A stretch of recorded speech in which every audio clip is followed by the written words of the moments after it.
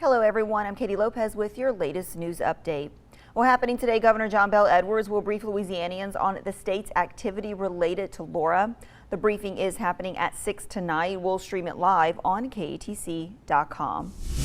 And today is the deadline. If you're thinking about virtual learning for your kids, Lafayette Learning Academy reopened enrollment for kids in kindergarten through 5th grade.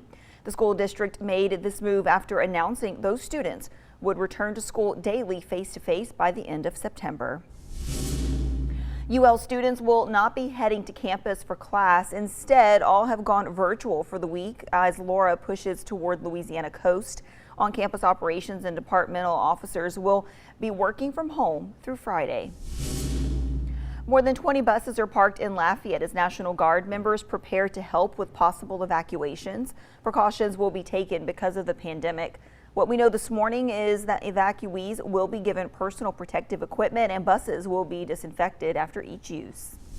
Besides Lafayette, there are several parishes under voluntary evacuations. That includes Acadia, Iberia, St. Martin, St. Mary, and Vermilion.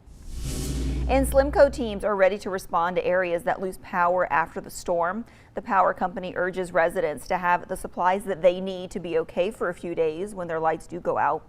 It includes flashlights and batteries and a few things that will keep your freezer cold. If it's not full, if they have some water bottles or water jugs or whatever, they can fill that with water and freeze it now so that that can go in those freezers to fill them up, because a full freezer is going to stay colder longer. The other thing, of course, is if you do lose power, do not go into the freezer unless you absolutely have to. And Laura intensifying here so far this morning and will continue to intensify. It's a little bit ahead of schedule now. Hurricane Laura, Category 1 storm with winds at about 75 miles an hour. Expected to be a major hurricane at landfall, which is expected Wednesday late night into early Thursday morning as a Category 3 storm. The impacts largely unchanged from what we were looking at yesterday, but significant impacts expected across the coastal portions of Louisiana. Head to KATC.com for a full rundown of those impacts. Right now, hurricane watches along the coast, tropical storm watches north of the interstate.